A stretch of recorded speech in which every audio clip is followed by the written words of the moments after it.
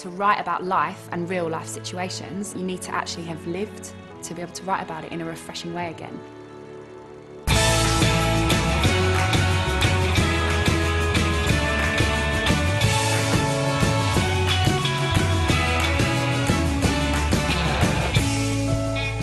I started writing the second album actually on tour.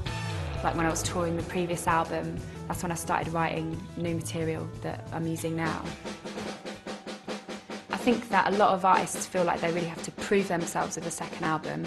You want your fans who originally liked you the first time round to still be into what you're doing now and support that, but then I think it's important to do something different and to improve. And I do think my second album is better than my first. I think my writing's better, I think the songs are better. I don't know, who knows what the third one will be like, and I'm sure it'll be as much of a challenge, but again, I want it to be different.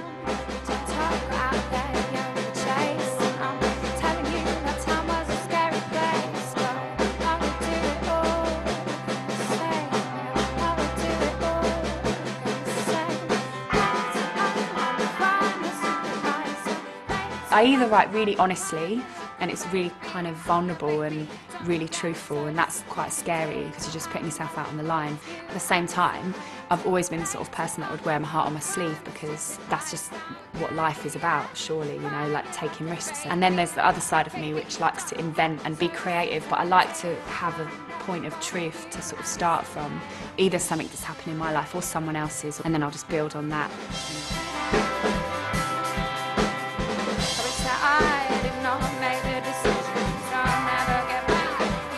On this record I've written maybe a little bit more politically, without thinking I wrote a song about politics or I wrote a song to be political. There was a couple of issues that became very important to me, particularly feminism, sexism and homophobia. I always like writing about love and relationships. I think all that stuff's really important too. But it's nice to have a different side, even just to be able to talk about it afterwards. Yeah, baby, don't get so disappointed. I'm not what you anticipated. Later on, I'm crying.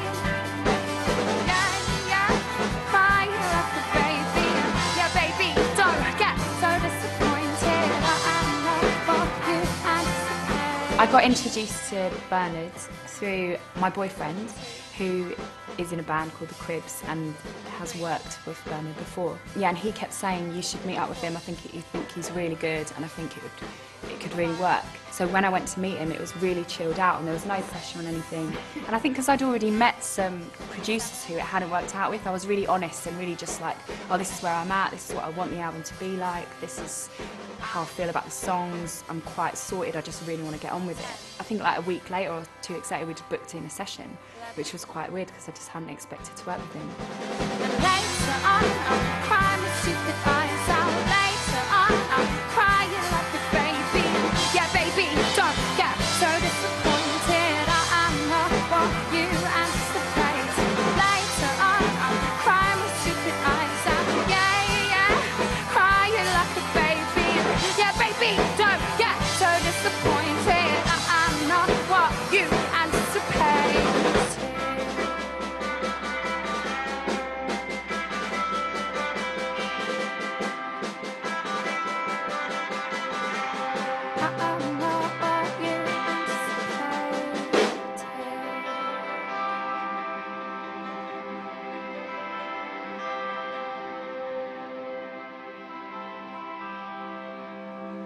I started recording the album in July at Rack Studios. I've really loved working here. The people are so nice. It's like a real family unit and family vibe, and it doesn't feel like a business, you know what I mean? It feels like a second home, like a family of people who care about the same things and who are just working towards something good. We started our 3-week session by bringing in the band, and that's what I really liked initially about working with Bernard, is that, you know, you do live takes, and not that there isn't thought going into it, but nothing's to analyse. If something sounds good, then it's used, and I like that. I like that you can hear that it's natural and that there might be like a couple of mistakes or whatever, but it sounds good. You can worry about perfecting something so much that you just kill it. I mean, were you even enjoying playing it, you know what I mean? I think that's really important to have the spirit of what it was like in the studio on the record.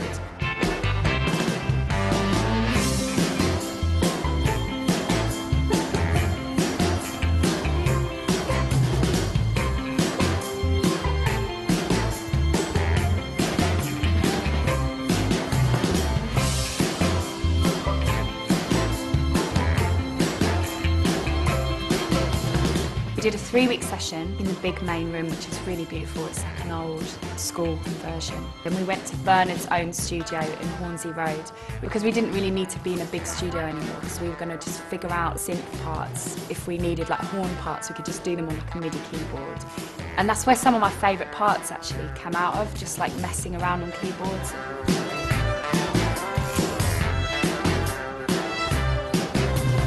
I always feel like you should be worried about vocals, but again it was quite casual, and if it sounded good, that was it. And got a lot of really nice backing vocals, like girl groupy, like loads of R's and all the harmonies, and that sounds really pretty. So yeah, a lot of the colour that was added to the record came from being in Hornsey Road, because just the freedom to play and like experiment, I think that's really important.